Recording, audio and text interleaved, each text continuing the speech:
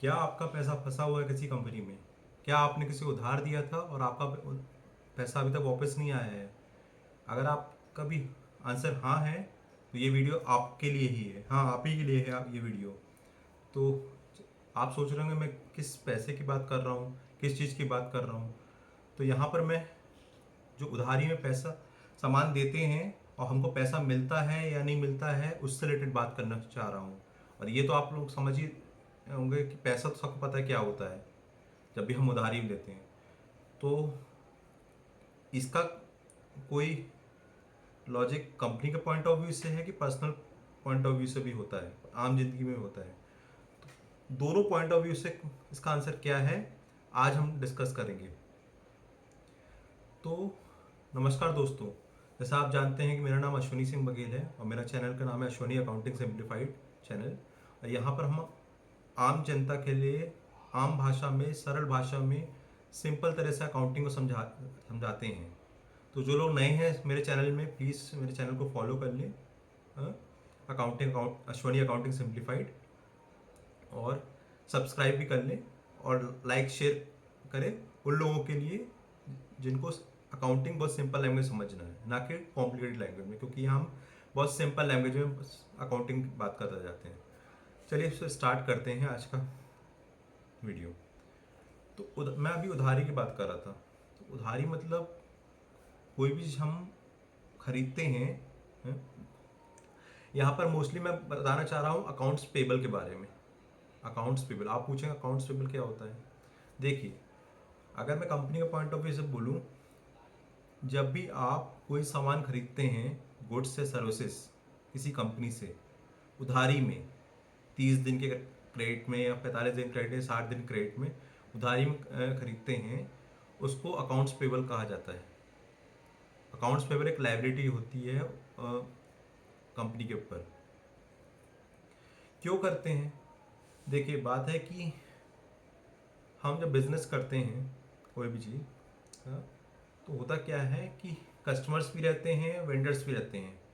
तो अब क्या होता है, कस्टमर्स को कुछ चीज़ें चाहिए रहती है, वो चीज़ हमारे पास रहती नहीं है उस समय, पर वेंडर पास रहती है। तो हम लोग क्या करते हैं, वेंडर से कुछ चीज़ें लेंगे, अपना प्रॉफिट मार्जिन निकालेंगे। हमारे ₹1,00,000 की चीज़ लिए, 30,000 प्रॉफिट मार्जिन निकाले और 1,30,000 में बेच दिए कस्टमर को, तो यह 30,000 प्रॉफिट हो गया।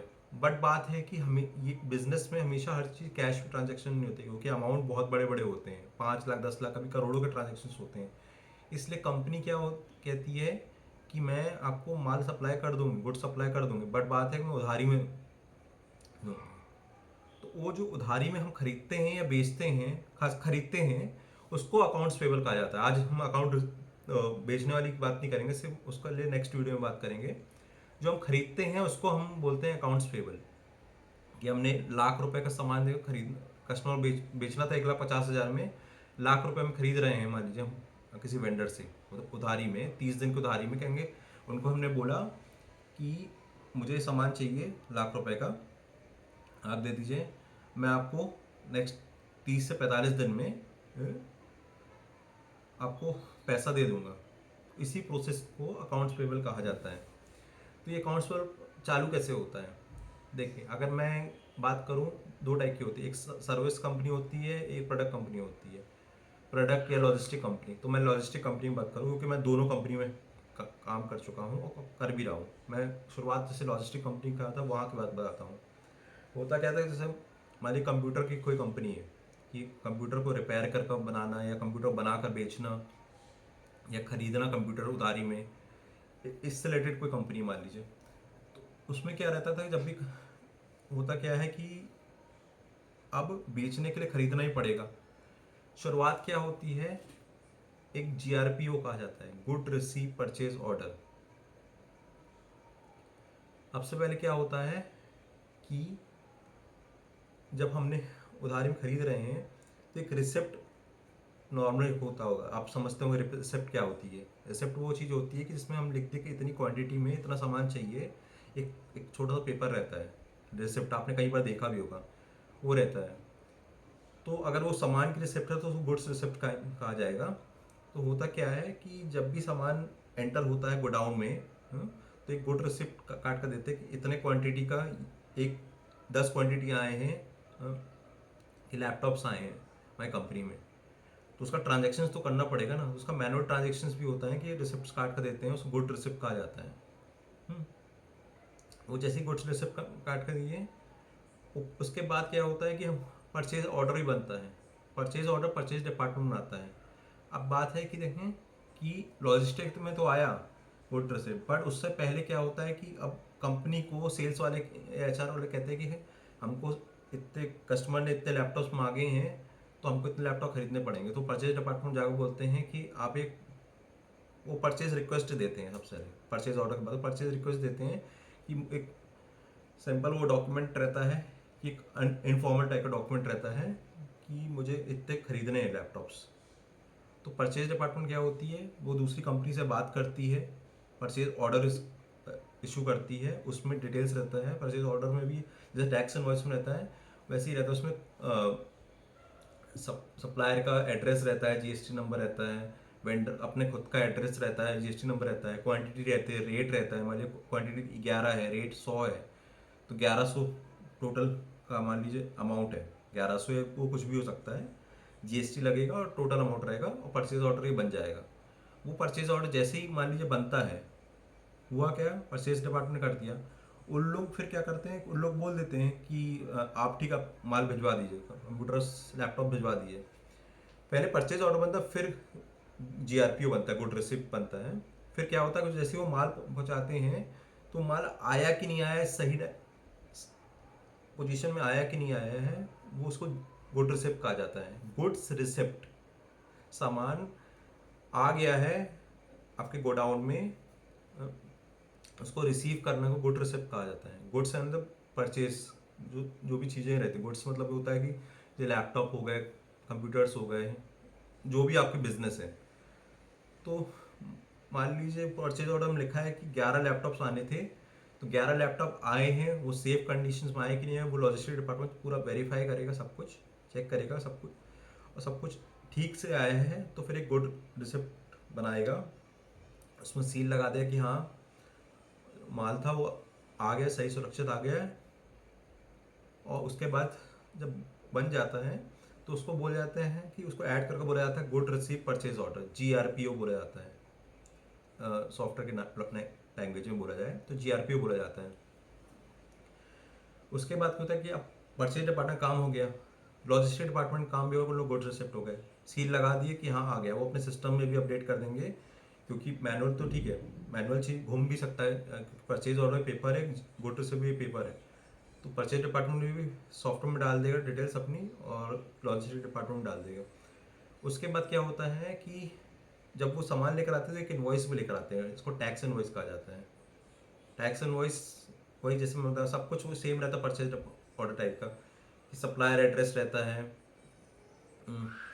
खुद का एड्रेस रहता है, इनवॉइस नंबर, इनवॉइस डेट रहता है, परचेज ऑर्डर नंबर होता है, गुड रिसिप्ट नंबर होता है उसमें, serial number, quantity, rate, total amount रहता है, GST रहता है, सील रहती है, कंपनी कहाँ से आया है वो, ये सब पूरा इनवॉइस रहता है। तो इनवॉइस जो रहता है परचेज, जो भी लॉजिस्टिक डिपार्टमेंट रहता है, वो अकाउंट्स डिपार्टमेंट को इनवॉइस शेयर करता है, इनवॉइस पहुंचा देता है सील नहीं लगा कर सब कि हाँ रिसिप्ट आ गई है। वो जब तक सील नहीं लगाया है, अगर आपको कोई भी इनवॉइस देता है तो वो इनवैलिड इनवॉइस है, क्योंकि हम अकाउंटिंग करते हैं, बिजनेस अगर हो रहा है तो अकाउंटिंग हो रही है, बिजनेस नहीं हो रहा तो अकाउंटिंग नहीं हो रही है।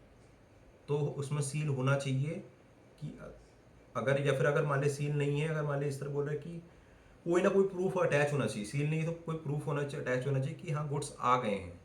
अगर आपको वेरीफाई करना है तो आप जाकर वेरीफाई, जो स्टॉक ऑडिट भी कहा जाता है, वेरीफाई भी कर सकते हैं जाकर। तो होता क्या है कि अकाउंट्स डिपार्टमेंट पास इनवॉइस आ गया, अब अकाउंट्स पेबल प्रोसेस चालू होता है। वैसे अकाउंट्स पेबल प्रोसेस स्टार्ट होता है परचेज रिक्वेस्ट से, परचेज रिक्वेस्ट होता है, परचेज ऑर्डर होता है, परचेज ऑर्डर के बाद गुड रिसिप्ट होता है, गुड रिसिप्ट के बाद फिर इनवॉइस प्रोसेसिंग, इनवॉइस की एंट्री होती है, जब इनवॉइस अकाउंटिंग डिपार्टमेंट आता है। इनवॉइस आ गया, अब इनवॉइस को देखने के लिए क्या क्या चीज़ें होना चाहिए, अब मान लीजिए मैं अकाउंटेंट हूँ, मेरे पास एक इन्वॉइस आया है, टैक्स इन्वॉइस या इन्वॉइस, तो ये जैसे परचेज डिपार्टमेंट को कुछ काम था कि परचेज रिक्वेस्ट वेरीफाई करे, परचेज ऑर्डर बनाए, सब कुछ वेरीफाई करे, उसके बाद लॉजिस्टिक डिपार्टमेंट बोले कि सामान ऑन द वे है, तो आप जैसे ही आता है तो उसका गुड रिसिप्ट बनाइए, कंप्यूटर में डालिए, उसके बाद अकाउंट्स डिपार्टमेंट को आप शेयर कर दीजिए। ये उनका काम है। ऐसे ही अकाउंट्स डिपार्टमेंट का कुछ काम होते हैं।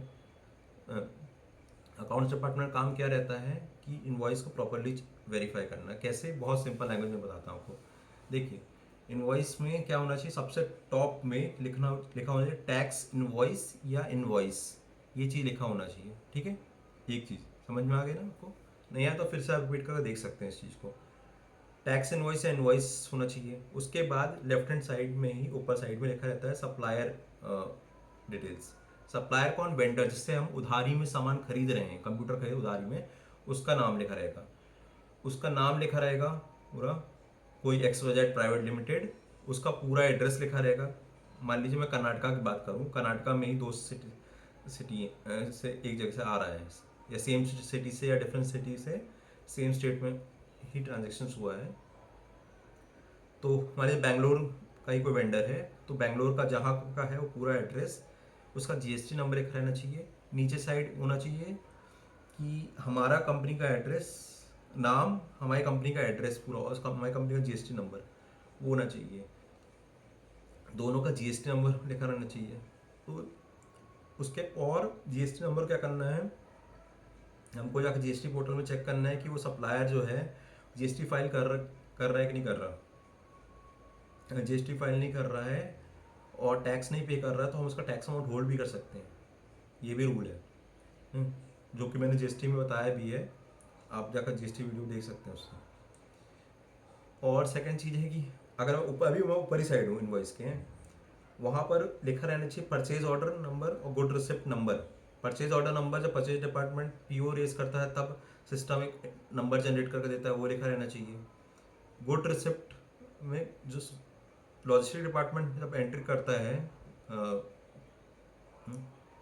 तो उसका नंबर लिखा रहना चाहिए, गुड रिसिप्ट का नंबर, जिसको GRPO भी बोलते हैं, गुड रिसिप्ट परचेज ऑर्डर, दोनों का नंबर्स लिखा रहना चाहिए कि वो सिस्टम जनरेटेड है। सॉफ्टवेयर में आप खुद जाकर वेरीफाई कर सकते हो नंबर, अगर जैसे SAP है, जो है, जो भी सॉफ्टवेयर आपके यहाँ यूज़ होता है, वो अगर नंबर आप डालेंगे तो आपको डिटेल्स पूरी आ जाएगी, कहाँ से ट्रांजेक्शन हुआ है, क्या क्या चीज़ें हुई हैं, क्या अप्रूव हुआ है, सब कुछ आ जाएगा। वो नंबर इसलिए सिस्टम जनरेटेड नंबर रहते हैं। उसके बाद परचेज ऑर्डर की डेट भी लिखी रहती है वहाँ पर, किस दिन को परचेज ऑर्डर बना है। गुड रिसिप्ट की डेट रहती है, किस दिन गुड रिसिप्ट हुआ है। उसके ऊपर रहती है इनवॉइस डेट। इनवॉइस डेट रहती है, जिस जिस इनवॉइस डेट क्या होती है, जिस तारीख को इनवॉइस रेज करा है वेंडर ने, हमको दिया है, क्योंकि हम गुड्स दे रहा है तो उसका इनवॉइस देगा ना, तो भी हम पेमेंट करेंगे। बिना कुछ कागज़ कुछ होना तो चाहिए प्रूफ ना, कोई कागज़ अकाउंट्स वालों का कि इतना सामान आया है, उसकी डिटेल्स होना चाहिए, टैक्स होना चाहिए, तब जाकर हम उसके साथ बिजनेस पेमेंट करेंगे ना। होगा क्या, ऊपर इनवॉइस डेट जिस तारीख को, मान लीजिए आज के दिन इश्यू करो 17 मार्च 2024 है, 17 मार्च 2024 इनवॉइस डेट होगी, इनवॉइस नंबर होगा। इनवॉइस नंबर मान लीजिए पहला इनवॉइस है 001 या फिर INV.001, कुछ भी इनवॉइस नंबर सिस्टम जनरेटेड रहता है वो लिख सकते हैं। नेक्स्ट इनवॉइस 02, 03, इस तरह होता रहेगा। ये हो गया, ये पुरानी चीज़ हो गई। उसके बाद क्या होगा कि सब्जेक्ट लिखा रहेगा, परचेज ऑफ कंप्यूटर सब्जेक्ट, या फिर सब्जेक्ट नहीं भी लिखा है तो डायरेक्ट डिस्क्रिप्शन आएगा। डिस्क्रिप्शन में किस तरह रहेगा, सीरियल नंबर रहेगा, डिस्क्रिप्शंस रहेगा, रेट रहेगा, क्वांटिटी रहेगी और अमाउंट रहेगा। सीरियल नंबर मान लीजिए सीरियल नंबर 1 रहेगा, डिस्क्रिप्शन में रहेगा कंप्यूटर, कितने कंप्यूटर लिए हैं, कंप्यूटर लिखा है, उसका डिस्क्रिप्शन है, किस टाइप कंप्यूटर है, क्या चीज़ है, लैपटॉप क्या क्या कॉन्फ़िगरेशन है, वो सब चीज़ें लिखा रहेगा। मान लीजिए लैपटॉप से उस कॉन्फ़िगरेशन पूरा लिखा रहेगा। क्वांटिटी मान लीजिए 11 है तो क्वांटिटी में 11 लिखा रहेगा, और मान लीजिए 50,000 है, एक क्वांटिटी का है 50,000, 11,555 मतलब 5,50,000 रुपीज़ नेट अमाउंट हो गया। नेट अमाउंट उसमें क्या होगा, अब क्या है कि मैं बताया था सेम स्टेट क्या होता है, जैसे GST क्लासेस में बताया था कि अगर सेम स्टेट में ट्रांजेक्शन हो रहा है तो CGST एंड SGST लगता है, और अगर डिफरेंट स्टेट में ट्रांजेक्शन हो रहे हैं तो IGST लगता है। तो अभी मैंने क्या बोला, बेंगलोर टू बेंगलोर अगर ट्रांजेक्शन हो रहा है या मैसूर टू बेंगलोर हो रहा है, क्योंकि वो सब कर्नाटका में आते हैं, तो IGST लगेगा। तो 5,50,000 इंटू 18% जो भी अमाउंट आएगा वो लिखेंगे, और 5,50,000 प्लस GST अमाउंट जो, और लास्ट में क्या लिख देंगे, टोटल अमाउंट, वो दोनों का ऐड कर कर। वो भी सिस्टम जनरेट होता है, आप वेरीफाई भी कर सकते हैं कि वो कैलकुलेट सिस्टम सही करा कि करा। टोटल अमाउंट इन वर्ड्स लिखा रहेगा। और GST में CGST 9%, SGST 9%, इस टाइप से लगा रहेगा, क्योंकि सेम स्टेट है तो CGST SGST लगा रहेगा। और सबसे डाउन में क्या रहेगा, सील कंपनी लगी रहेगी, हमारी कंपनी वेंडर की बैंक डिटेल्स लिखी रहेगी, बैंक डिटेल्स कि हमको किसमें पेमेंट करना है। अगर फर्स्ट ट्रांजेक्शन है तो सेफर साइड के लिए आप एक बार वेरीफाई पूछ सकते हैं कि पहली बार ट्रांजेक्शन कर रहे हैं, पहली बार पेमेंट कर रहे हैं, तो आपका जो बैंक डिटेल्स ये आपने जो भेजा है, या हमको ईमेल कर दो या कॉल कर पूछ लो वो सही है कि नहीं है। कि मैंने हम ऐसा बोल दीजिए कि हम नहीं चाहते गलत पेमेंट हो जाए, इसके कारण वेरीफाई कर रहे हैं, भले उनका काम हो, फिर भी ये होता है कि आप एक इससे बिजनेस रिलेशनशिप भी होता है, ट्रस्ट फैक्टर बिल्ड होता है कि हाँ आप केयर करते हैं दूसरे कंपनी की, पैसा गलत जगह नहीं जाना चाहिए, तो आपको केयरफुल रहना पड़ेगा। ये चीज़ें हो गई। और क्या हो सकता है, अब क्या रहता है कि अगर मतलब प्रोडक्ट है तो HSN कोड होता है, प्रोडक्ट होता है तो एक HSN कोड होता है, हर प्रोडक्ट का डिफरेंट डिफरेंट HSN कोड होते हैं। HSN कोड्स 4 डिजिट भी होता है, 6 डिजिट भी होता है, 8 डिजिट भी होता है, प्रोडक्ट टू प्रोडक्ट होता है। वो प्रोडक्ट कोड डिफाइन करता है कि किस टाइप का प्रोडक्ट है वो, एज पर गवर्नमेंट किस टाइप का प्रोडक्ट है, इसलिए HSN कोड गवर्नमेंट ने बोला था। और SSC कोड भी रहता है, अगर मान लीजिए सर्विस को ले रहे हैं तो SSC कोड रहेगा, सर्विस के लिए SSC कोड, और प्रोडक्ट के लिए HSN कोड रहता है इनवॉइसेस में, ये भी चेक करते हैं। तो ये इनवॉइस हो गया पूरा। इनवॉइस जैसे ही पूरी आपने सब कुछ चेक करा, ये भी चेक करा कि सील लगी है, और आप जाकर सिस्टम में चेक कर लिए कि परचेज ऑर्डर बना हुआ है, गोल्डर से बना हुआ है, लॉजिस्टिक परचेज डिपार्टमेंट सील लगाया कि नहीं लगाया, आप एंट्री करेंगे, सॉफ्टवेयर में एंट्री कर देंगे। हम एंट्री क्या होगी इसकी, हमने कंप्यूटर खरीदा तो computer account debited to creditors account. Computer account debited क्यों हुआ, कंप्यूटर एसेट है हमारा, एसेट है उस समय के लिए, एसेट है कंप्यूटर, एसेट जब बढ़ता है, एसेट बोल लीजिए, या हम खर्चा ही बोल सकते हैं कि हम एक प्रकार से खर्चा कर रहे हैं उसको, इस चीज़ को है मोस्टली, अगर एसेट बोले तो ज़्यादा ठीक रहेगा।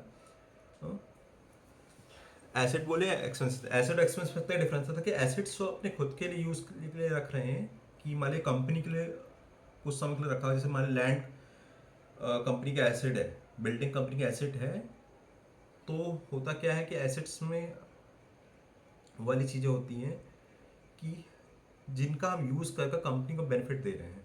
बट यहाँ पर हो रहा है कि हम कंप्यूटर को एसेट वैसे बोल सकते हैं, वो एसेट भी होता है, बट यहाँ पर हम एसेट ना बोले ज़्यादा ठीक है, क्योंकि हम उसको सेल करने के लिए कर रहे हैं। अगर हम अपने यूज़ के लिए, मान लीजिए मेरे पास अभी लैपटॉप रखा है, उसको मैं यूज़ कर रहा हूँ, उसको बेच नहीं रहा हूँ, तो वो मेरा एसेट हो गया। अगर मैं इसको खरीदा हूँ बेचने के लिए, तो मेरा खर्च, ये एक्सपेंस हो गया, ये एक्सपेंस। तो कंप्यूटर भी एक हमारा एक्सपेंस टाइप से शो होगा। तो एसेट्स हो चाहे एक्सपेंस हो, जब बढ़ते हैं तो डेबिट होता है, तो computer account debited to creditors account, creditors या फिर ब्रैकेट्स में लिख सकते हो, कंपनी का नाम है जिससे हम उधारी में खरीदे हैं। वो क्रेडिट में क्या हुआ, हमारा क्या लायबिलिटी बढ़ी है ना, हमारी उधारी बढ़ी है, हम बार बार बोल रहा हूँ।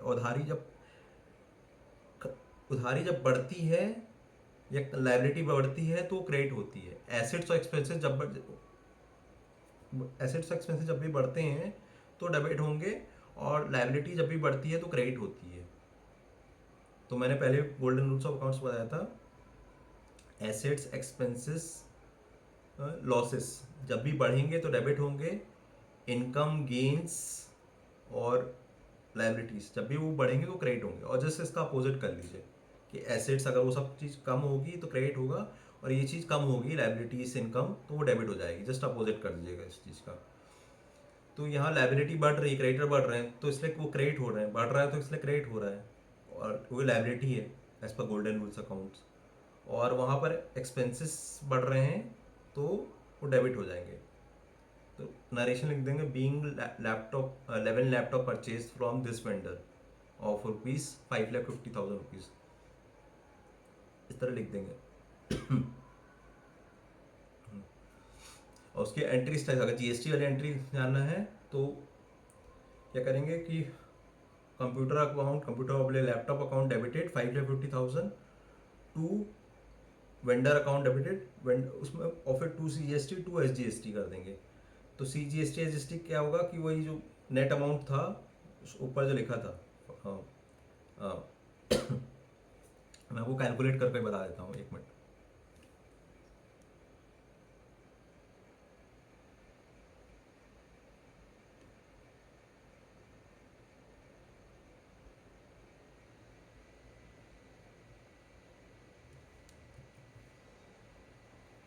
मान लीजिए 5,50,000 रुपीज़ नेट अमाउंट मैंने बोला था, उसमें क्या लगेगा, 9% CGST और 9% SGST, और टोटल अमाउंट कितना हो जाएगा, 6,49,000 रुपीज़ टोटल हो गया। तो होगा क्या, एंट्री क्या होगी, कंप्यूटर और लैपटॉप जो भी हमने खरीदा है अकाउंट डेबिटेड कितने से, 6,49,000 से, क्योंकि टोटल अमाउंट 6,49,000 का हो गया, टू वेंडर अकाउंट, वेंडर जो भी XYZ अकाउंट हो गया, वो कितने से होगा, 5,50,000 से होगा, क्योंकि वेंडर को हमको 5,50,000 पे करना है, GST तो गवर्नमेंट को पे करना है, 5,50,000 पे करना है, to CGST account 49,500, to SGST account 49,500। तो ये जर्नल एंट्री हो गई, ठीक है। अब आप बोलेंगे CST GST क्रेडिट में क्यों है, GST हमको पे करना है, यहाँ पर गवर्नमेंट को पे करना है, जो भी हमने, क्यों क्या करवाया है कि वेंडर से हमने लिया, वेंडर ने इनवॉइस में GST चार्ज किया, तो गवर्नमेंट क्या बोलती है कि वेंडर GST अगर इनवॉइस में चार्ज कर रहा है तो वेंडर की रिस्पॉन्सिबिलिटी नहीं है GST पे करना, VST मतलब उनके बदले आप पे करेंगे। आपने उनसे कलेक्ट कर लिया, कितना कलेक्ट किया, GST 99,000 रुपीज़ कलेक्ट किया, तो आप पे करेंगे। तो आप, अभी मैंने पे तो करा नहीं है, तो मेरी लाइबिलिटी है, और मैंने क्या बोला, लाइबिलिटी जब बढ़ती है तो क्या होती है, वो क्रेडिट होती है, इसलिए 2 CGST 2 SGST वो क्रेडिट हो रहा है, 2 मतलब क्रेडिट होता है, नीचे साइड हो रहा है, तो वो क्रेडिट हो रही है एक प्रकार से। तो लाइबिलिटी जब भी बढ़ती है तो क्रेडिट होती है, as per golden rules of accounting है, इसलिए ये एंट्री हो गई। अब क्या करेंगे, जैसे होता कि ये काम अकाउंट्स डिपार्टमेंट को हो गया कि उसने एंट्री कर दी, सब कुछ है, एंट्री करी, उसके बाद होता क्या है कि अगर मैं अपनी पुरानी कंपनी की बात करूँ, उसके बाद क्या होता है, वो इन्वॉइसिंग पेमेंट से पहले एक बार जाता था परचेज डिपार्टमेंट में, परचेज डिपार्टमेंट एक बार वो इन्वॉइस को वेरीफाई करते हैं, कि वो चेक करते हैं कि पेमेंट करने से पहले कि गुड्स जो है पूरा पेमेंट करना है कि नहीं करना। आप पूछेंगे पूरा पेमेंट करना क्यों, भाई अभी तो बोले थे ना कि सामान आ गया है, लॉजिस्टिक डिपार्टमेंट साइन सील कर दी सब कुछ, वो ठीक है, लॉजिस्टिक डिपार्टमेंट ने साइन करा और हमको दे दिया, और मान लीजिए मैं अकाउंट डिपार्टमेंट हूँ, मुझे लॉजिस्टिक का गुड्स वाले उसका उतना नॉलेज नहीं है, उस लेवल डेप्थ नॉलेज बस परचेज डिपार्टमेंट को होता है। तो परचेज डिपार्टमेंट एक बार और वेरीफाई करेगा कि गुड्स सही सलामत आए कि नहीं आए हैं। अगर कुछ भी गुड्स मान लीजिए रास्ते में डैमेज हो गए थे तो हम एक परचेज रिटर्न बनाते हैं। अब कहीं परचेज रिटर्न क्या होता है, जब खरीद रहे थे उधारी में उसको परचेज कह रहे थे, कुछ खरीदने को परचेज कहते हैं। कुछ चीज़ खराब हो गई, मान लो 100 आइटम खराब हो गए, या 100 में से 10 आइटम खराब होगा, 90 ठीक है, 10 आइटम का परचेज रिटर्न करना पड़ेगा। रिटर्न के लिए पता कैसे चलेगा, वो सिर्फ लॉजिस्टिक और परचेज डिपार्टमेंट पता रहता है। तो परचेज डिपार्टमेंट लॉजिस्टिक डिपार्टमेंट से बात करेगा, प्रूफ मांगेगा सब कुछ सही है कि नहीं है, एक बार और बताओ। अगर उनको लगे सब कुछ सही है, अगर कुछ इश्यू रहेगा तो बोलेंगे कि सामान वापस करो, GRN बनाओ। वो लोगो रिसिप्ट बनाए थे, गुड्स जब आता है तो रिसीव हुआ था, गुड रिसिप्ट नोट, GRN बना। GRN मतलब क्या होता है कि अगर गुड्स को है ना, गुड्स को रिटर्न नोट होता है, गुड्स रिटर्न नोट, गुड्स को वापस कर रहे हैं तो एक GRN नोट बनाया जाएगा सिस्टम में, परचेज लॉजिस्टिक डिपार्टमेंट में। वो लोग बनाएंगे गुड्स रिटर्न नोट, और परचेज डिपार्टमेंट भी इंस्ट्रक्शन देगा कि हम एक परचेज रिटर्न बनाएंगे। जस्ट रिवर्स होता है उसका कि मान लीजिए आप कितने का अमाउंट खरीदा था, 5,50,000 रुपये का नेट अमाउंट था ना, उसमें से 50,000 का खराब हो गया तो 50,000 into GST plus total amount, इतने का अमाउंट का है रिटर्न कर देंगे और हमको 5 लाख इंटू GST ही पे करना पड़ेगा उनको अभी के लिए। तो उनसे बोलेंगे कि देखो फिर से फ्रेश टैक्स इनवॉइस इशू करो, हम पेमेंट करेंगे। या फिर अगर आप उसके बदले दूसरा गुड्स दे रहे हैं, जब गुड्स आ जाएगा तो एक काम करते हैं, अभी के लिए अगर आपको पेमेंट चाहिए तो मैं 5 लाख इंटू GST का अमाउंट कर देता हूँ, रिमेनिंग 50,000 का पेमेंट हम तब करेंगे जब हमको रिमेनिंग गुड्स आ जाएंगे, उससे पहले हम नहीं करेंगे। ये तो एक सिनेरियो होगा, कोई प्रॉब्लम हुई। सेकंड सिनेरियो इस तरह का होगा कि अगर मान ली सब कुछ सही रहा, कोई इशू नहीं रहा उसमें, गुड्स में पूरा है, तो परचेज वेरीफाई करके सब कुछ सही है तो उसमें फिर से सील लगा देगा, साइन कर देगा, सील जहाँ सिग्नेचर कर देगा। सिग्नेचर मतलब ये रहेगा कि हाँ वो वेरीफाई हो चुका है, कोई इशू भी नहीं है उसमें, अकाउंट्स डिपार्टमेंट प्रोसेस कर सकता है। तो वो ऐसे बहुत सारे इन्वॉइस रहते हैं, सबको सिग्नेचर करके सील लगाकर हमको वापस रिटर्न कर दे पेमेंट के लिए। जनरल एंट्री ऑलरेडी हो चुकी थी सॉफ्टवेयर में, अब क्या होगा, हमको पेमेंट करना है। तो पेमेंट के लिए क्या होगा, एंट्री जब पेमेंट करना होगा उस समय क्या हुआ था, computer account debited to vendor account हुआ था। कंप्यूटर का खर्चा था हमारा इसलिए बढ़ रहा था, और वेंडर बढ़ रहा था, लाइबिलिटी थी इसलिए वो भी क्रेडिट में बढ़ रही थी as per golden rules of account. अब क्या है कि हम वेंडर को पेमेंट कर रहे हैं थ्रू बैंक, तो क्या हुआ, वेंडर के लाइबिलिटी थी, लाइबिलिटी उस समय बड़ी थी, जब हम पर पे कर देंगे तो हमारी क्या होगा, लाइबिलिटी कम हो जाएगी। और मैंने क्या बताया, लाइबिलिटी जब बढ़ती है तो क्रेडिट होती है, कम होती है, जब लाइबिलिटी कम होती है तो डेबिट हो जाती है। तो अब क्या एंट्री होगी, वेंडर अकाउंट डेबिटेड, उस समय टू वेंडर अकाउंट था, अब क्या होगा, vendor account debited to bank account. अब वो बोलेंगे वेंडर अकाउंट तो आपने बताया कि सही था है कि लाइबिलिटी कम हो रही है इसलिए वो डेबिट हो गई। टू बैंक अकाउंट क्या होगा, बैंक हमारा एसेट, बैंक मतलब क्या, हमें बैंक से पैसा जा रहा है, एसेट्स, पैसा गया ना। एसेट्स क्या होता है, एसेट जब बढ़ते हैं तो डेबिट होते हैं, एसेट जब कम होते हैं तो क्रेडिट होते हैं, इसीलिए टू बैंक अकाउंट लिखेंगे। क्योंकि बैंक का एसेट है वो कम हो रहा है, हमारे जा रहा है इसलिए कम हो रहा है, इसलिए वो क्रेडिट में होगा। फिर से मैं रिपीट कर देता हूँ, बैंक वाली entry, vendor account debited to bank account. Vendor क्यों डेबिट हुआ, क्योंकि वेंडर यहाँ पर कम हुआ, हम उसको पैसा दे रहे हैं तो हमारी लाइबिलिटी कम हो गई। वेंडर अकाउंट्स पेबल जो था, क्रेडिटर्स उसके डिफरेंट नाम्स होते हैं, कुछ भी बोले सेम ही, one of the same thing, कम हो रहा था इसलिए वो डेबिट हुआ। और यहाँ पर हमारा क्या हुआ कि पैसा भी हमारे अकाउंट से जा रहा था, तो हमारा बैंक भी कम हुआ। बैंक क्या एसेट है, एसेट भी जब कम होता है as per golden rules of account तो वो क्रेडिट होता है। तो हमने क्या करा, 5,50,000 रुपये का जो नेट अमाउंट था वो वेंडर को पे कर दिया। 5,50,000 को, इसमें TDS कुछ नहीं था, पूरा अमाउंट को 6,49,000 रुपीज़ वेंडर को, कोई पूरे ही अमाउंट पे करेंगे, 6,49,000 रुपीज़ पूरा हमने पे कर दिया वेंडर को। ये तो वेंडर पे बैंक डिटेल्स चेक करेंगे पूरा, और ट्रांजेक्शन बैंक में अपलोड कर अप्रूवल, सीनियर से अप्रूवल लेकर पेमेंट कर देंगे। लोग वेरीफाई कर लेंगे थोड़ा बहुत अपने हिसाब से, और अकाउंटिंग जिम्मेदारी होती है अच्छे केयरफुली पेमेंट करें। उसके लिए अकाउंट नंबर चेक करना पड़ता है। मान लीजिए अगर सेम HDFC बैंक है, मान लीजिए सेम HDFC टू HDFC जा रहा है, तो होता क्या है कि ट्रांजेक्शन्स कर रहे हैं ना, तो आई लिखा जाता है, और अगर हमारे डिफरेंट बैंक है तो N लिख कर जाता है शुरुआत में जब पेमेंट करा जाता है। ये रूल होता है इस टाइप से।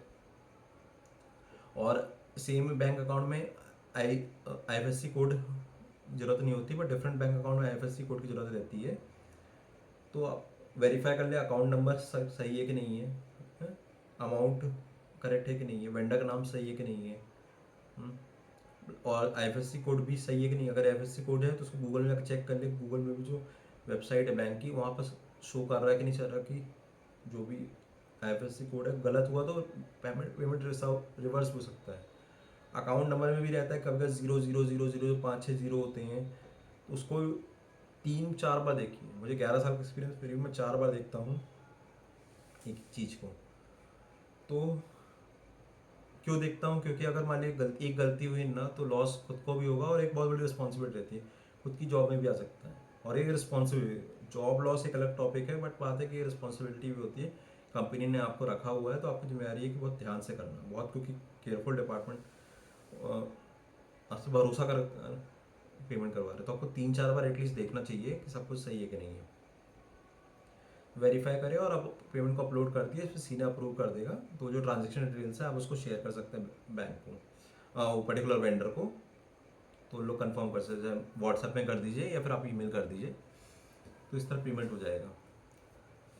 ये तो हो गया अकाउंट्स पेबल प्रोसेस है, कि परचेज रिक्वेस्ट से लेकर पेमेंट तक पूरा एक प्रोसेस हो गया अकाउंट्स पेबल का। बट अब इसमें रहता है कि अब आपके में कि कुछ गुड्स में इशू है, ठीक है। अब मैं बोलूँ इनवॉइस में इशू है या कुछ फ्रॉड टाइप का आपको लग रहा है, कोई डाउट हो रहा हो, तो आप कैसे समझेंगे? आप सोच रहे हैं मैं फ्रॉड की बात कर रहा हूँ, ये सब वेरीफाई तो हो चुका है। लॉजिस्टिक डिपार्टमेंट वेरीफाई कर लिया, परचेज डिपार्टमेंट वेरीफाई कर लिया, अकाउंट्स डिपार्टमेंट वेरीफाई कर लिया, इनवॉइस नंबर भी देखें। तो फ्रॉड कैसे या कुछ गलती कैसे हो सकती है, डुप्लीकेसी पेमेंट कैसे हो सकती है? तो डुप्लीकेसी और पेमेंट भी एक अकाउंट्स पेबल डिपार्टमेंट की जिम्मेदारी होती है, जो भी एंट्री कर रहा है। तो क्या जिम्मेदारी रहती है और क्या करना चाहिए और क्या मैंने करा है अपने करियर में, मैं उससे रिलेटेड बताऊँगा। हाँ, तो पहली चीज़, अब जो बेसिक चीज़ चेक करी आती है, इनवॉइस नंबर। मान लीजिए 001 है लिखा है, वो इनवॉइस में कुछ भी हो सकता है। उसको वेरीफाई करिए सॉफ्टवेयर में जाकर कि वो इनवॉइस नंबर डुप्लीकेट तो नहीं है। क्योंकि एक फाइनेंशियल ईयर में 1 अप्रैल, मान लीजिए 1 अप्रैल 2026 से 31 मार्च 2027 तक, इस फाइनेंशियल ईयर में 001 एक ही इनवॉइस नंबर हो सकता है। नेक्स्ट ईयर से फिर से वो 001 हो जाएगा, बट सेम फाइनेंशियल ईयर में 001 2 बार नहीं हो सकता। अगर है तो उनको बोले चेंज कर दे, और अगर है गलती से है, जानबूझकर है, या फिर डबल पेमेंट है, क्या है वो भी वेरीफाई करना है। ये भी काम होता है।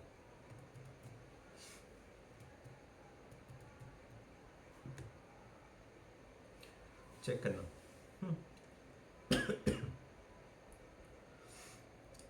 एक इनवॉइस नंबर वेरिफिकेशन कर लिए।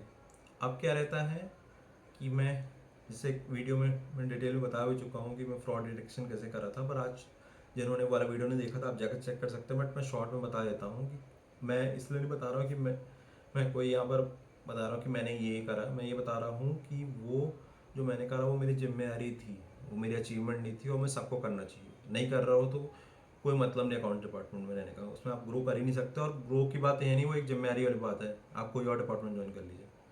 पेबल अकाउंट्स में बहुत जिम्मेदारी वाला चीज़ होती है। तो मैंने क्या करा, मैं उसको शॉर्ट में बताता हूँ, आप डिटेल वीडियो जाकर चेक कर सकते हैं। मैंने क्या हुआ, क्या था, एक वेंडर था, उसमें क्या होता कि उसमें मैंने 3.5 करोड़ रुपए कुछ फ्रॉड बचाया, पैसा बचाया था। उसमें मैंने क्या करा था कि अब जैसे इनवॉइस नंबर की बात किया ना, तो उसमें हम लोग कुछ सर्विसेज ले रहे थे। तो उसमें क्या था, कॉन्ट्रैक्ट पीरियड था, इनवॉइस पीरियड था, और इनवॉइस नंबर था। इनवॉइस नंबर तो वेरीफाई कर लिए, बट बात थी कि इन कॉन्ट्रैक्ट पीरियड क्या रहता था, कॉन्ट्रैक्ट पीरियड मतलब 6 महीने का एक ही पीरियड रहता था। जनवरी से लेकर जून तक का एक पीरियड रहा, कॉन्ट्रैक्ट पीरियड है। बट इनवॉइस पीरियड तो डिफरेंट होना चाहिए ना। इनवॉइस पीरियड मतलब जनवरी, फरवरी, मार्च, अप्रैल, मई, जून, 6 महीने का होना चाहिए। कॉन्ट्रैक्ट पीरियड एक रहे, बट इनवॉइस पीरियड डिफरेंट होना चाहिए। तो मुझे डाउट हुआ कि यार कहीं ऐसा तो नहीं कि इनवॉइस पीरियड सेम हो। ऐसे मैंने वेरीफाई करा, मतलब 5-6 साल का पूरा मैनुअल रिपोर्ट बनाई हर चीज़ है। थोड़ा बहुत सिस्टम की हेल्प ली, और बाकी मैनुअल रिपोर्ट बनाई, क्योंकि मेरा जो सॉफ्टवेयर भी था मोस्टली मैनुअल टाइप का, बहुत बेसिक वर्जन था, तो उतना ज़्यादा हेल्प नहीं मिला। थोड़ा बहुत हेल्प मिला कि डाउनलोड करने रिपोर्ट का, और बाकी से मैनुअली था। जब मैंने फाइंड आउट करा तो उसमें देखा कि ऐसे बहुत सारे थे कि जो इनवॉइस पीरियड था वो सेम था। तो जब डुप्लीकेट था तो मैंने उसको फ़िल्टर आउट करा, और जब उस कंपनी में बात करा तो उन्होंने बोला कि इनवॉइस नंबर सबके सेम डिफरेंट थे। अब लोग क्या बोलते हैं, इनवॉइस नंबर सेम डिफरेंट रहा ना तो प्रोसेस कर दो, बट मेरा ऐसा नहीं है। मैंने बोला कि अगर कुछ डाउट लग रहा है उसको वेरीफाई करो। तो जब मैंने वेरीफाई फाइनली करा तो हुआ क्या कि मुझे 3.5 करोड़ रुपीज़ के डुप्लीकेशन निकली है। मैंने उस वेंडर से बात करी, मुझे लास्ट में अराउंड 6 करोड़ या 7 करोड़ रुपीज़ पेमेंट करना था बहुत सारे मंथ्स का उनका। तो एक डेबिट नोट पास किया 3.5 करोड़ रुपए का, 7 करोड़ में 3.5 माइनस करा, रिमेनिंग 3.5 करोड़ रुपए उनको पेमेंट कर दिया। तो 3.5 करोड़ रुपए का पैसा सेव कर लिया। ऐसे ही बैंक में भी कुछ इशू हो गया था, हाँ, तो उस समय 66,000 रुपीज़ का कुछ रफड़ा था, तो मैंने उसमें भी फॉलो अप करके देखो 63,000 वापस ले लिए थे हम बैंक से। बैंक की गलती थी उतने। एक बार परचेज ऑर्डर एक इनवॉइस के 2 परचेज ऑर्डर बन गए थे, और जो दूसरा वाला था उसकी ऑलरेडी पेमेंट हो चुकी थी। और इसका ये वाला अप्रूव ही नहीं था, इसका परचेज ऑर्डर बनना नहीं था। और हुआ क्या था कि जो इसकी पेमेंट ऑलरेडी हो चुकी थी और ये वाला इनवॉइस था, इनवॉइस नंबर डिफरेंट कर दिए थे। बट नहीं, हुआ क्या था कि 2 इनवॉइस थे, एक की पेमेंट हो चुकी थी, एक की नहीं हुई थी, बट परचेज ऑर्डर ये दोनों का एक ही था। तो जब मैंने ऑलमोस्ट 15-20 दिन वेरीफाई करा परचेज डिपार्टमेंट से पूछा, हर चीज़ करा, फिर फाइनली पता चला कि 10 लाख रुपए तक का एक्स्ट्रा पेमेंट हो सकता था। तो मैंने फाइंड आउट कर उसको पैसे को रोक लिया, और वो वेंडर को बोला कि 10 लाख जो रुपए का आपने इनवॉइस रेज कराया है उसको आप डेबिट नोट पास कर उसको कैंसिल करिए, कि हम उसको पेमेंट नहीं कर सकते। प्रूफ दिया सारी चीज़ उसको, वो मान गए फाइनली, कहीं मिस्टेक हो गई थी इस तरह। तो मैं फाइनली बोलना ही चाह रहा हूँ कि मेरे पास भी ऑप्शन था कि सीनियर्स ने अप्रूव कर दिया था, बस सीनियर्स का वो काम नहीं कितना जाकर वेरीफाई करना। आप जूनियर हैं, आप कोई नहीं है, जूनियर हो सीनियर कुछ भी हो, मैं अपनी बात करूँ या आपकी बात करूँ किसी की, तो ये आपकी जिम्मेदारी। मैं उस तरह से सोचता था कि मेरी जिम्मेदारी है कि फ्रॉड मेरे सामने नहीं होना चाहिए। अगर आप बोल रहे हैं स्मार्ट हैं तो स्मार्टनेस को यूज़ करिए पैसा बचाने के लिए। तो वही चीज़ मैंने यूज़ करा, और 3.5 करोड़ रुपये वहाँ पर, यहाँ पर भी 10 लाख रुपये, अच्छा 66,000 वहाँ पर, इस तरह करके बहुत पैसे हैं ना टोटल कुछ कर और भी कुछ अलग तरीके से पैसे बचाए थे। वो 4.5 करोड़ रुपये बचाए थे। मुझे टॉप परफॉर्मर का अवार्ड भी मिला था मुझे। बट मैं उस समय अवार्ड लेने के लिए, पैसे इंक्रीमेंट के लिए नहीं कर रहा था। मैंने कहा मुझे जिम्मेदारी है, मुझे काम अपना अच्छा लगता है, इसलिए करो तो पूरा घुसकर करो उस काम को, नहीं तो मत करो। मेरा मेरा पर्सनल मानना है, बाकी आप लोगों की मर्जी, मैं किसी को फोर्स नहीं कर सकता। बट मेरा पर्सनल इस तरह का मानना है कि काम पूरा शिद्दत से करो, पूरा वेरीफाई करो, अपना पूरा दिमाग लगा दो उसमें, उसको वेरिफिकेशन करने में। तो जो कि मैंने किया अभी। उसके बाद एक और चीज़ बोलूँ कि हुआ क्या था कि एक इसी टाइप केसेस में टीडीएस वाला कुछ हुआ था कि मैंने डिस्कस किया है उस वीडियो में। आप जाकर 20-25 मिनट्स का वीडियो है मेरे चैनल में, अश्वनी अकाउंटिंग सिंप्लीफाइड, आप यूट्यूब में जाकर चेक कर सकते हैं। अश्वनी अकाउंटिंग सिंप्लीफाइड मेरा चैनल नाम है, वहाँ पर मैंने डाला हुआ है। ज़्यादा हो आप कमेंट कर देंगे, मैं उसकी लिंक भी भेज दूंगा आपको कमेंट्स में फिर से। तो उसमें मैंने टीडीएस वाले आपको एक इंटरेस्टिंग डिस्कशन बताता हूँ। हुआ क्या था कि ऑडिटर्स आए थे, वो बोल रहे थे कि अराउंड 1 लाख रुपीज़ से या 80,000 रुपीज़ का रॉन्ग टीडीएस डिडक्ट हुआ है। हम्म, तो कह रहे थे कि उन्होंने ज़्यादा टीडीएस डिडक्ट कर दिया है, क्यों डिडक्ट किया है, वो ऐसा पूछ रहे थे। तो मैंने उनको एक क्लैरिफिकेशन दिया था। उन लोग मोस्ट वैसे बहुत सारी चीज़ थी, मैं आपको सब तो नहीं बताऊंगा, अभी एक ही चीज़ बताता हूँ। एक इस तरह का रूल था, जैसे आपको पहले भी डिस्कशन किया, 194C सेक्शन होता है, 2% टीडीएस कटता है। वो होता है कॉन्ट्रैक्टर्स और सब कॉन्ट्रैक्ट सर्विसेज। कोई ऐसी सर्विसेज है जहाँ पर लेबर वर्क है, उसमें 2% टीडीएस कटता है, ये रूल था। हम्म, तो हुआ क्या था कि अब कुछ सर्वर वाला काम हुआ था, सर्वर को रिपेयर करने वाला काम था है। तो अब उन लोग सीए थे, नए सीए, मतलब इंटर्नशिप कर रहे थे कुछ भी, तो लोग ये कहते कि गूगल में भी लिखा है, हम लोगों ने पढ़ा है, कहते कि रिपेयर का तो 2% कटता है, आपने 10% काटा। तो ये चीज़ मेरे सीनियर ने बताया था, और ऊपर से मैंने भी थोड़ा उसके बारे में रिसर्च किया था, तो मुझे पता चला था। मैंने उनको एक्सप्लेन भी करा, देखिए अगर कोई रिपेयर, नॉर्मल रिपेयर हो रहा है, मान लीजिए फर्नीचर को रिपेयर कर रहे हैं, तो आप मैं भी कर सकते हैं। थोड़ा बहुत छोट छोट स्किल चाहिए, ज़्यादा एफर्ट नहीं लगेगा, उसको रिपेयर कर सकते हैं। बट अगर कुछ सर्वर कंप्यूटर का सर्वर है वो आप में नहीं कर सकता, उसके लिए स्पेसिफिक टेक्निकल नॉलेज चाहिए। है वो रिपेयर काम, वो 194C सेक्शन में आएगा, बट वो टेक्निकल पर्सन बुलाना पड़ेगा, और जो टेक्निकल और प्रोफेशनल पर्सन बुलाते हैं उसमें 10% टीडीएस कटते हैं। भले आप उसको दिखा रहे हैं कि 194C सेक्शन के टाइप ऑफ दिखा रहे हैं कि वो सर्विस है वो, बट वो सर्विस भी टेक्निकल सर्विस है, प्रोफेशनल सर्विस है। तो जब भी प्रोफेशनल सर्विस आएगी तो वहाँ पर 10% टीडीएस कटेगा। तो इस तरह मैंने उनको एक्सप्लेन करा, तब जाकर उनको पता चला। तो उन लोगों ने जो ईमेल किया था सबको सी रखकर उसका अपॉलॉजी लिखी मुझे। तो मैंने कहा कि अपॉलॉजी की बात नहीं है, हो जाता है, क्योंकि मुझे भी उतना ज़्यादा नहीं था, बट बात है कि मेरे अंदर क्यूरियोसिटी थी कुछ जानने की, इसलिए मैंने अपने सीनियर से पूछा, और मेरे सीनियर भी अच्छे थे तो मुझे डिटेल्स बताएं। तो फाइनली हुआ क्या कि वो चीज़ रिजॉल्व हो गया। तो टीडीएस में भी इस तरह की चीज़ें हुई थी। और जीएसटी का भी मैंने बहुत सारे अमाउंट बताए थे। अब जीएसटी का रूल इस तरह का होता है, जो जीएसटी 2017 में आया था, जब मैंने जीएसटी का ऑलरेडी वीडियो बनाया है, आप जाकर चेक कर सकते हैं, उसमें डिटेल्स डाली है। मैं शॉर्ट बताऊं तो जीएसटी का भी रूल यही कहता है कि अगर मान लीजिए वेंडर ने, जिसने हम उधारी खरीद रहे हैं, इनवॉइस को जीएसटी पोर्टल में अपलोड नहीं किया है, तो हम क्या कर सकते हैं, पहले उनसे रिक्वेस्ट करिए 1-2 महीना, अगर वो नहीं कर रहे हैं कुछ भी, तो आपका राइट है कि आप वो जीएसटी अमाउंट है उसको होल्ड कर लीजिए और नेट अमाउंट पे कर दीजिए। बिजनेस नेट अमाउंट का जीएसटी का अमाउंट का नहीं है। आप उनको रिक्वेस्ट कर दीजिए, डायरेक्टली मत होल्ड करिए क्योंकि बिजनेस खराब हो सकता है। 1-2 बार रिक्वेस्ट करिए, आप नहीं होता मेल के थ्रू वर्बल करिए, कुछ भी नहीं होता तो आप होल्ड कर दीजिए, पेमेंट कर दीजिए, अपने आप से उन लोग वापस आएंगे, कहेंगे क्यों होल्ड करा, तो मैंने ऑलरेडी रिक्वेस्ट किया है, मेल है, प्रूफ है, हर चीज़।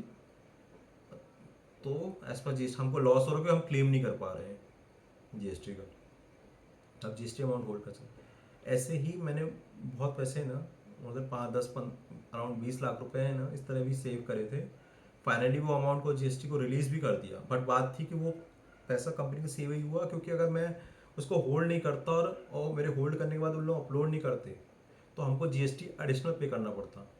जीएसटी पे करने मतलब हमारे अकाउंट से पैसा जा रहा ना एडिशनल, जो कि हमको प्रॉफिट भी नहीं हो रहा, हमको क्लेम भी नहीं कर पा रहे, वो एडिशनल गवर्नमेंट को टैक्स हम पे कर रहे हैं, टैक्स होता। बट अभी क्या हुआ कि मैंने होल्ड कर दिया, तो उन लोगों ने फाइनली जब अपलोड करा जीएसटी पोर्टल में, मैंने पे कर दिया, सब कुछ जीरो हो गया कि ना प्रॉफिट ना लॉस, पर एटलीस्ट जो भी टैक्स था वो सही टैक्स पे कर था, वो एडिशनल टैक्स कुछ नहीं पे करे गवर्नमेंट को हमारा, क्योंकि कैश फ्लो भी प्रॉब्लम हो जाती है ना अगर हम एडिशनल पे कर रहे हैं।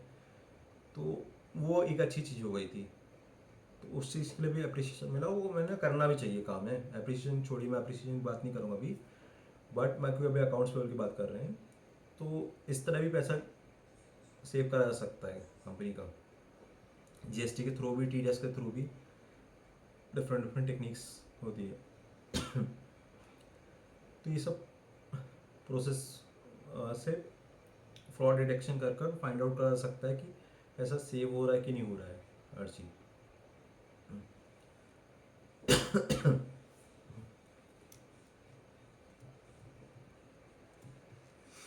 अब अकाउंट्स पे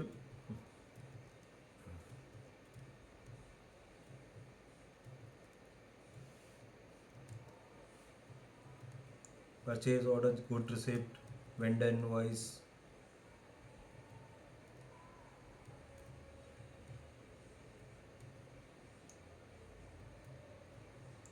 और एक और चीज़ है कि इसमें 3 वे मैचिंग भी होता है। 3 वे मैचिंग मतलब होता है सिंपल कि परचेज ऑर्डर हो गया, गुड रिसिप्ट हो गया और इनवॉइस। परचेज ऑर्डर में 10 चेयर्स 10 लैपटॉप लिखे हैं, और गुड रिसिप्ट में 10 लिखे हैं, और इनवॉइस में भी 10 लिखे हैं, तो सही है। अगर किसी में भी अगर परचेज ऑर्डर 10 लिखे हैं, बाकी में 9 लिखे हैं, तो एक मिसिंग है, तो ये भी फाइंड आउट करना है। एक तो है कुछ खराब हो गया है, एक हो गया है कि मंगाए 10 थे, आ गए 8 या 7 ही आए हैं, तो वो भी वेरीफाई करने का काम रहता है। अगर उनसे मिस हो गया तो एटलीस्ट आप पूछ सकते हैं कि परचेज ऑर्डर में लिखा है तो इसमें 7 लिखे, तो वो कुछ भी अप्रूव करें। मान लो परचेज वो पूरे 11 का अप्रूव कर दें परचेज डिपार्टमेंट, इनवॉइस 8 का आया है, पेमेंट 8 की ही होगी, आपको नहीं मतलब 11 का होगा जी। कभी कभार होता है कि एडवांस पीओ भी जनरेट हो जाता है कि वन शॉट पीओ करती है 11 का, बट अभी आए हैं सिर्फ 7 या 8 लैपटॉप आए हैं, मतलब 7 लैपटॉप आए हैं। तो 7 की पेमेंट करेंगे, अभी एंट्री करेंगे, उसके बाद जब रिमेनिंग 4 आए या ना आए हैं वो एक डिफरेंट टॉपिक है। क्योंकि फाइनल जो एंट्री वाली चीज़ है अकाउंट्स पेमेंट डिपार्टमेंट के लिए वो इनवॉइस है। एंट्री परचेज ऑर्डर और गुड से प्रूफ है, वो एंट्री नहीं उसकी नहीं करा जाती कि। बट बात है कि अगर तीनों का सेम है तो बहुत अच्छी बात है। बट मोस्टली ये रहे तीनों सेम होना चाहिए। बट परचेज ऑर्डर मान लीजिए 11 है और इसमें अगर मान लीजिए 12 लिखा हो इनवॉइस में, तो पेमेंट कभी नहीं करनी है।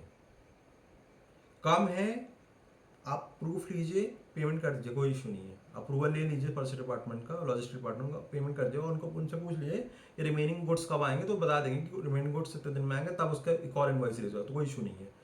ज़्यादा पेमेंट नहीं करनी है एडवांस में, कोई भी चीज़ एडवांस पेमेंट के लिए भी अप्रूवल चाहिए रहता है।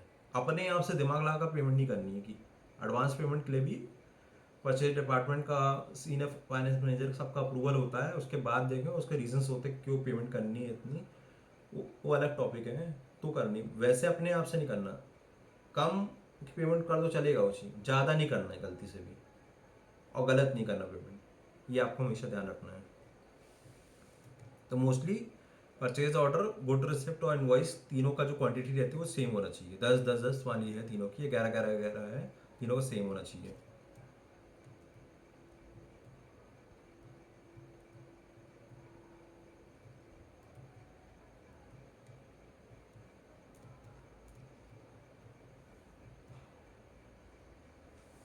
अब इसमें होता है, मैं आगे डिस्कस करूंगा, अभी मैं शॉर्ट बताता हूँ। वेंडर रिकन्सिलेशन होता है। वेंडर रिकन्सिलेशन कुछ नहीं होता है, सिंपल सी बात है। वेंडर की बुक्स में मान लीजिए वेंडर ने हमको 50,000 रुपये का सामान दिया था।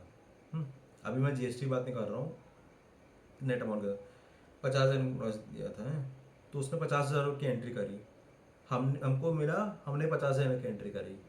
तो क्या होगा कि हम जब उसका लेजर मार्किंग, ऐसे बहुत सारे, अभी मैं एक एक ट्रांजेक्शन ले रहा हूँ, मैं उसका लेजर मार्किंग एक फाइनेंशियल ईयर का और हम अपना सॉफ्टवेयर जब चेक करेंगे, दोनों जब 50-50,000 होना चाहिए। अगर हमने कम की एंट्री करी है, उसने कुछ और करा है, तो हम रीज़न जानने की कोशिश करेंगे कि क्या है, कि कुछ हमसे गलती हो गई है, क्या है, कुछ ना कुछ मिसमैच है। मिसमैच को फाइंड आउट करने के लिए वेंडर रिकन्सिलेशन कहा जाता है कि दोनों अमाउंट जो है वेंडर की बुक्स में और हमारी बुक्स में सेम है कि नहीं है। मिसमैच है तो उसको रिजॉल्व करो, रिकन्सिलेशन इसलिए कहा जाता है उसको। सिंपल, बहुत सिंपल लैंग्वेज बताया हूँ कि अमाउंट दोनों जगह सेम होना चाहिए।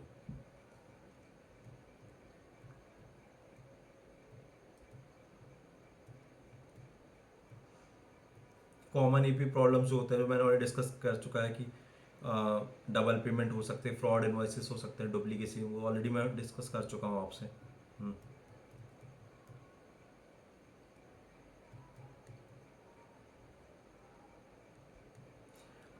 अब एक स्लाइड में जैसे लिखा हुआ है कि एपी कंट्रोल्स, इनवॉइस एंट्री करने वाला पर्सन पेमेंट अप्रूव नहीं करेगा, वेरिफिकेशन टीम अलग होगी। वो पर्सन टू पर्सन है। जैसे कंपनीज में रहता है कि अकाउंट्स पे जो एंट्री करता है वो डिफरेंट पर्सन होता है, पेमेंट करता है अलग होता है, अप्रूव करता है अलग होता है। मेरी कंपनी में भी थे, इस टाइप का प्रोसेस होता था। बट बात है कभी कभार सिचुएशन इस तरह की आ जाती है कि यहाँ पर है ना, थोड़ा सा तुमको अपना खुद दिमाग लगाकर, वो तब जब तुमको खुद को भरोसा हो, क्योंकि गलती हुई तो तुम्हारी रिस्पॉन्सिबिलिटी। इसलिए मैं कहूँगा अगर आप रिस्पॉन्सिबिलिटी नहीं ले सकते तो मेरी बात मत मानिएगा। मैं रिस्पॉन्सिबिलिटी ले सकता हूँ, इसलिए मैंने वो चीज़ करा था। हुआ क्या था कि मैं 2017 की बात करूँ, जीएसटी, जब जीएसटी आ रहा था उससे कुछ 1 महीने पहले ही वैट और सर्विस टैक्स से बहुत सारे इन्वॉइसेस थे। क्योंकि वैट और सर्विस टैक्स एबॉलिश हो रहा था, तो सारे इन्वॉइस की एंट्री करनी थी हमको, जितने भी इन्वॉइसेस थे, जो पेंडिंग इन्वॉइसेस थे पूरे, उसका पूरा मटेरियल आ चुका था, हर चीज़ बन चुका था, पीओ जीआरपीओ। तो मुझे एंट्री करनी थी, बट टाइम कम था, टीम मेंबर्स नहीं। तो मैंने सैटरडे संडे को जब छुट्टी रहती तब भी आकर ऑफिस देखो, रात के 11 11, सुबह 10 9 बजे आया था, 8 9 बजे, और रात के 11 12 1 1 बजे तक देखो रुक कर है पूरी एंट्रीज करी है। अब क्या है कि अब मान लीजिए इतना सा प्रोसेस है कि एंट्री कोई करेगा, उसको अप्रूव करेगा, सब एस हम लोग यूज़ करते थे। तो ऐसा रहता था कि कोई एंट्री करेगा, फिर अप्रूव होगा एस में, फिर उसको ऐड कर कर SAP नंबर लिखता था कि हाँ वो फाइनली एंट्री होगी। AP एंट्री की बात करो, पेमेंट की बातें नहीं कर रहा हूँ अभी है ये। तो मैंने कहा कि मुझे इस तरह का अवार्ड मिला था और अप्रिशिएट भी किया कि मैंने गलती कुछ भी नहीं करी थी पिछले 3-4 साल 5 साल में काम करते, एक मिस्टेक नहीं थी। तो मुझे ट्रस्ट था कि हाँ मैं इतना परफेक्ट हो चुका हूँ इसमें कि मैं गलती नहीं करूँगा। तो मुझे एडमिन एक्सेस था। एडमिन एक्सेस में डायरेक्ट एंट्री कर सकते हैं। डायरेक्ट एंट्री मतलब कि आपको कोई अप्रूवल नहीं है, अगर आप मैं एंट्री करूँगा तो डायरेक्ट AP नंबर हो जाएगा। फिर उस एंट्री को डिलीट ही कर सकते हो डायरेक्टली है, बार बार पर बहुत डुप्लीकेसी हो सकती है, चांसेस रहता है। बट मैं केयर करते समय तक केयरफुल रहता हूँ। तो मैंने सीनियर से बात कर ली, तो मैंने कहा सर मेरी जिम्मेदारी, कुछ गलती हुई ना मैं रिस्पॉन्सिबल हूँ, क्योंकि अभी कोई टीम नहीं तो मुझे फास्ट में करना पड़ेगा। तो मैंने क्या करा, फाइंड डायरेक्ट एंट्री करी विदाउट मिस्टेक्स फाइनली। और पूरी एंट्री है ना 1 महीने के अंदर जल्दी जल्दी कंप्लीट कर कर, एक्स्ट्रा वर्क भी कर कर उसको कंप्लीट कर दी। तो मैं ये बोलना चाह रहा हूँ, अगर आपको अपने पर ट्रस्ट है कि आप मिस्टेक नहीं करते हैं, क्योंकि वो आपको ट्रस्ट पीरियड ऑफ टाइम में पता चलेगा ना कि आप over the period of time में आप जो भी एंट्री कर रहे हैं कितनी सही कर रहे हैं कितनी गलत कर रहे हैं, आप खुद पता होता है। किसी बताने की जरूरत नहीं है, कोई उसके लिए कोई अवार्ड देकर बताने की जरूरत नहीं, वो खुद को पता रहता है वो सही है कि नहीं है। तो मुझे पता था कि मैं सही कर रहा हूँ, मेरा प्रूफ भी था। तो मैंने अपने सीनियर को इसलिए कन्विंस कर लिया मैं डायरेक्ट एंट्री कर दूंगा। एंट्री सर कंप्लीट करा और टाइम पे इन्वॉइसेस को सबमिट कर दिए हैं पेमेंट के लिए। तो मैं ये बोलना चाह रहा हूँ कि अगर आपको भरोसा है तो अपना खुद का भी दिमाग लगाइए। पेबल डिपार्टमेंट में या कहीं रिसीवेबल डिपार्टमेंट में कहीं पर भी हो, आपको रखा जा रहा है कि आप बोल रहे हैं कि आप पढ़े लिखे हैं, आपको ये डिग्री है। डिग्री मतलब ये खाली नहीं होता कि देखो एक पीस ऑफ पेपर। डिग्री मतलब होता है कि अपना खुद का दिमाग यूज़ कर रहे हैं कि कॉम्प्लेक्स सिचुएशन है, तो कम टाइम में कॉम्प्लेक्स सिचुएशन है, एक प्रोसेस है, उस प्रोसेस को तोड़ कर देखो आप डायरेक्टली कैसे काम कर सकते हैं विदाउट डूइंग रॉन्ग एंट्रीज हैं। पर उसको लोग थोड़ा सा एफर्ट डालना पड़ेगा, दिमाग लगाना पड़ेगा वो चीज़। बट बात है दिमाग लगाना पड़ेगा और खुद पर ट्रस्ट होना चाहिए कि आप सही कर रहे, तब मेन ट्रस्ट होना चाहिए। तो मैंने वो चीज़ करी, उससे टाइम भी बच गया मेरा और कंपनी को भी फ़ायदा हुआ, क्योंकि अगर वो एंट्री नहीं होती तो हमें GST को इम्प्लीमेंट नहीं करने में दिक्कत होती। तो फाइनली GST टाइम पे इम्प्लीमेंट हो, GST के इन्वॉइसेस जब आए तो GST के इन्वॉइसेस भी टाइमली हम लोग एंट्री कर पाए। तो AP कंट्रोल्स में जैसे यहाँ बोला गया कि डिफरेंट डिफरेंट होना चाहिए, हाँ होना चाहिए। बट बात है कि अगर कभी एक्सट्रीम सिचुएशंस आई, इसीलिए वो एक्सट्रीम सिचुएशन से लिए जब आप नॉर्मल काम कर रहे हैं ना उसमें गलतियाँ करने कम से कम करिए। वो कैसे हो सकता है, जब कोई भी एंट्री कर रहे हैं, पेमेंट कर रहे हैं, जब एंट्री 2 बार करिए और उसका लॉजिक ढूंढने की कोशिश करिए कि अगर डेबिट हो रहा तो क्यों हो रहा है, रटिए मत। क्रेडिट हो रहा तो क्यों हो रहा है क्रेडिट, TDS कट रहा तो क्यों कट रहा है, कितना परसेंटेज कट रहा है क्यों कट रहा है। बच्चे जैसे क्वेश्चन करते हैं ना वैसे क्वेश्चंस करिए। तो तब जाकर आपको ट्रस्ट होगा कि हाँ अब मैं इतना सक्षम बन गई हूँ कि मैं अगर सिंगल हैंडली भी अगर एंट्री कर रहा हूँ ना तो कोई इशू नहीं होगा। तो वही चीज़ मैंने करी है। तो मैं करूँ कि अब थोड़ा सा अपना दिमाग लगाइए, क्योंकि स्पून फीडिंग तो कोई पसंद नहीं करता कि हर चीज़ से खानी पड़े। दिमाग है तो उसको यूज़ करिए। जो कि मैंने करा, जो मैंने खुद सीखा था वो चीज़। क्या मतलब अगर तुम कह रहे हो कि अच्छा पढ़े लिखे हो फिर भी अपना उस चीज़ को यूज़ नहीं कर रहे हो कंपनी के बेनिफिट प्रॉफिट के लिए, तो कोई मतलब नहीं निकलेगा ना। तो मैंने कहा मैं कहूँगा आप लोग करिए। मैं एग्जाम्पल बस दिया हूँ, हर कंपनी का अलग अलग रहता है, तो अलग अलग तरीके से यूज़ कर कर कंपनी प्रॉफिट करा सकते हैं। ये भी टेक्निक्स होती है।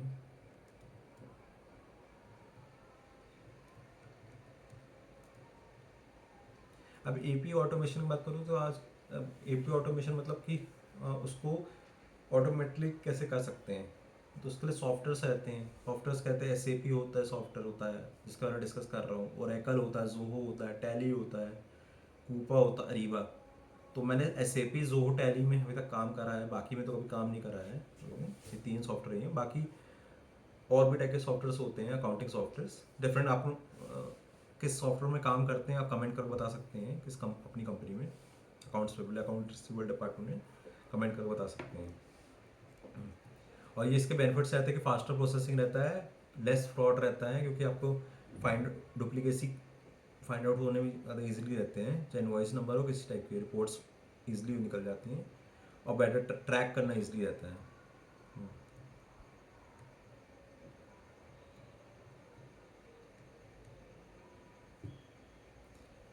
अब इस तरह क्या था कि आजकल क्या है कि अब एआई भी आ गया है, तो जिससे मैंने बोला था कि अब थोड़ा सा और जब मैं फ्रॉड डिटेक्शन की बात करूँ, कि वो जो मैंने कॉन्ट्रैक्ट इनवॉइसेस बताया था, वो सब चीज़ें का मैंने मैनुअल रिपोर्ट बनाई थी या फाइंड आउट करा था। अब क्या है कि एआई आ गया है ना, तो आप उसका और यूज़ कर देंगे, थोड़ा सा फाइंड आउट स्पीड में कर सकते हैं कि कुछ डुप्लीकेसी है नहीं। आपको रिपोर्ट्स जो निकालनी होगी ना, बहुत फास्ट होगा, बट बात है कि आपको रिपोर्ट निकालने के लिए वो डाउट क्रिएट करना पड़ेगा, उसका एक क्रिटिकल थिंकिंग चाहिए। इसको बियॉन्ड थिंकिंग कहते हैं, कि जो आपको दूसरों की नज़र में बेवकूफ़ी है, आपके हिसाब से आप लोगों का, अगर आप मुझे बेवकूफ़ी भी करनी पड़े ना पैसा बचाने के लिए, मैं करूँगा, इस तरह के सोच है ना, तो अब क्रिटिकल थिंकिंग डेवलप होती रहेगी हमेशा, कि हाँ मुझे ज़रा सा भी डाउट हो रहा है, भले वो कैसा भी डाउट हो, ट्राई जरूर करना एक बार। तो पहले मैं मेहनत कर रहा था, मैनुअली कर रहा था, अब एआई आ गया तो और अकाउंटेंट को हेल्प हो गई, बट वो उन्हीं को हेल्प होगी जो थोड़ा सा अपना दिमाग यूज़ करना जानते हैं। तो मैं कहूँगा एआई का यूज़ कर कर इस तरह की चीज़ करिए, ताकि कंपनी को बेनिफिट होगा, तो तभी आका मैंने सोच पाया कि हाँ ये बंदा देखो, अगर एआई स्मार्ट है तो ये खुद भी स्मार्ट है, तो इसको गारंटी इस चीज़ की नहीं, बट चांसेस है कि इसको रखना चाहिए, क्योंकि स्मार्ट पीपल को ही इनकरेज करा जाएगा आगे चलकर, क्योंकि सॉफ्ट एआई बहुत स्मार्ट है। आपको मशीन से टक्कर लेना है, एआई से टक्कर लेना है, ना कि ह्यूमन बींग से हमें।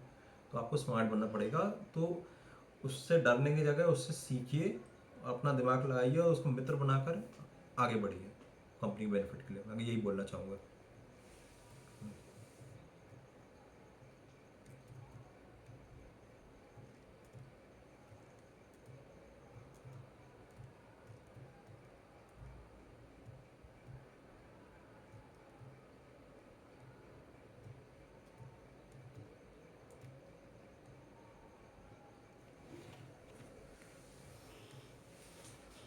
तो अगर मैं इसका एक समरी दे दूं आज के, तो शुरुआत कि क्या क्या मैंने पढ़ा। शुरुआत होती परचेज रिक्वेस्ट से, कि अगर जब भी सेल से एचआर डिपार्टमेंट वाले बोले कि हमको लैपटॉप चाहिए, 11 लैपटॉप चाहिए, 50 10 लैपटॉप चाहिए मान लीजिए, तो वो परचेज डिपार्टमेंट जाएंगे, परचेज डिपार्टमेंट कॉल करेंगे वेंडर्स को, बोलेंगे मुझे 50 लैपटॉप का या 10 लैपटॉप का ऑर्डर चाहिए मुझे, आप डिलीवर कर दीजिए। उसके बाद वो लोग डिलीवर करेंगे, लॉजिस्टिक डिपार्टमेंट चेक करेगा लैपटॉप सही सलामत है कि नहीं है, वो गुड रिसिप्ट बनाएगा, सब कुछ सही रहेगा, तो गुड रिसिप्ट बनाकर वो परचेज डिपार्टमेंट, फिर उसके बाद वो इनवॉइस ये अकाउंटिंग डिपार्टमेंट जो है, फाइनेंस डिपार्टमेंट, वहाँ भेज देगा। अकाउंटिंग डिपार्टमेंट वाले पूरा इनवॉइस को चेक करेंगे, ई वेरीफाई करेंगे, पीओ जीआरपी लिखा है, पूरा टैक्स सही है कि नहीं है, HSN code, SSC code, invoice number, invoice date, bank detail, सब कुछ सही है कि नहीं है, सही रहेगा। उसके बाद उसको फिर परचेज डिपार्टमेंट में भेजेंगे इनवॉइस को। परचेज डिपार्टमेंट लॉजिस्टिक डिपार्टमेंट से बात कर कर पूरा वेरीफाई करेगा कि जो भी मटेरियल आया सही सलामत आया कि नहीं आया। 10 क्वांटिटी लिखी है, तो क्या 10 क्वांटिटी आई है कि नहीं आई, नहीं आई है तो परचेज रिटर्न करना है कि नहीं करना, वो सब डिसाइड करेंगे। उसके बाद फाइनली जो भी डिसीजन रहेगा वो अप्रूव कर कर, अगर इनवॉइस सही रहेगा, साइन इन कर कर फिर अकाउंट्स पेबल डिपार्टमेंट दे देंगे। Accounts payable department bank details check करेगा, फर्स्ट इनवॉइस है तो invoice FSC code, account number verify करेगा वेंडर से, अगर पहले बार इनवॉइस पेमेंट कर रहे हैं कर पेमेंट कर देगा। और उसके बाद अगर उससे पेमेंट करने से पहले अगर आपको देखना है कि जीएसटी फाइल हुआ है कि नहीं हुआ है, fraud detection, duplicacy of invoice number, contract period, invoice period है कि नहीं है, purchase order duplicate purchase order तो नहीं हुआ, एक परचेज ऑर्डर के बहुत सारे डबल पेमेंट तो नहीं हुआ, इस तरह के डिफरेंट डिफरेंट आपको ध्यान से वेरीफाई करना है इस चीज़ को, with the help of AI, with the software. और ये करने के बाद फाइनली अगर आप सेटिस्फाई रहते हैं, आपको कोई डाउट नहीं था, तो आप उसको पेमेंट को अपलोड कर सकते हैं और सीनियर को मेल कर सकते हैं, बोल सकते हैं कि सर आप प्लीज़ अप्रूव कर दीजिए पेमेंट, उनको प्रूफ दे सकते हैं इनवॉइस का, वो वेरीफाई कर कर फाइनली वो पेमेंट कर देंगे और जो ट्रांजेक्शन डिटेल्स आएगी वो आप वेंडर को दे दीजिए। तो ये चीज़ आज की समरी थी।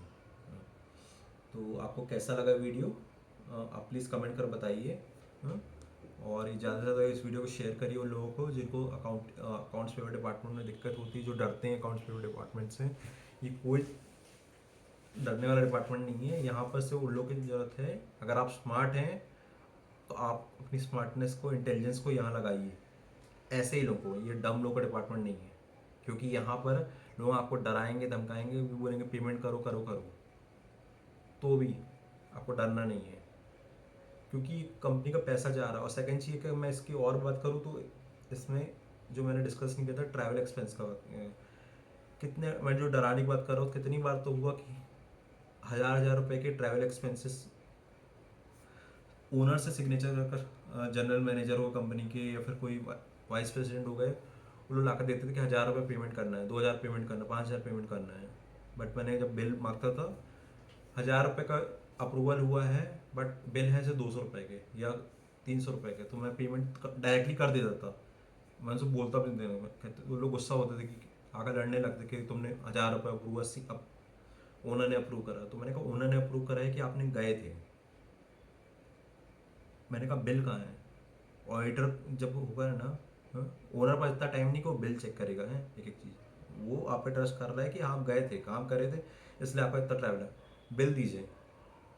अगर बिल रखे नहीं है, बिल बनाइए एच टी ऑफ बिल, उसमें लिखिए डेट किस इस चीज़ से था, या एक रिसिप्ट में दे रहा हूँ जो ऑफिशियल रहता है, उसमें पूरा डिटेल्स लिखिए, उसको भी ओनर सिग्नेचर करा कर आइए, उनको बताइए कि बिल नहीं था, इसके कारण अकाउंट्स पेबल डिपार्टमेंट मांग रहे हैं, अप्रूवल होगा फिर मैं आगे बढ़ूंगा। जी, ऐसा नहीं बढ़ूंगा, क्लियर है।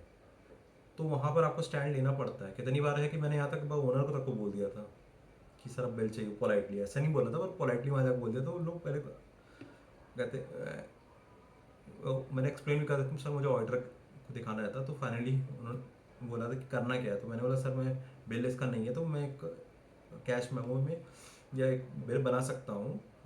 बिल बनाकर आप अप्रूवल कर दीजिए, डेट लिख दीजिए, उसमें डिटेल्स मैं लिख कर दे देता हूँ, आप बता दीजिए मैं डिटेल्स क्या थी। और वो डिटेल्स को जब मैंने ये सिग्नेचर हो गया क्यों, तो एक वैलिड बिल हो गया। वो सब बहुत बड़ा बिल नहीं था वो 200 रुपये तक का, पर फिर भी मेरे को प्रूफ चाहिए था है, तो फाइनली वो प्रूफ मिल गया था। बट मैं चाहता तो मैं बोलता कि ओनर ने अप्रूवल देते उन्हीं कंपनी है, तो मैं क्यों क्वेश्चन करूँ। बट पॉइंट यही है कि देखो company and owners are different, वहाँ लड़ना नहीं है, क्योंकि जॉब भी हो सकती है। पोलाइटली उनको एक्सप्लेन करिए, समझेंगे। फिर भी नहीं समझ रहे, कुछ भी नहीं कर रहे, तो आप छोड़िए। मैं आपको इतना नहीं बोलूँगा कि बिल्कुल ये एग्रेसिव हो जाए, कोशिश तो करिए। बट उसके अलावा कोई भी है कुछ भी बोल रहे, तो वहाँ पर तो स्ट्रिक्ट रहिए। मैं तो स्ट्रिक्ट था ही, तो क्योंकि आपका ज़्यादा अगर एक्स्ट्रा पैसा आप पे करेंगे तो कंपनी अकाउंट से जा रहा है, तो कंपनी का पैसा जा रहा है, तो कैश फ्लो इशू हो रहा है।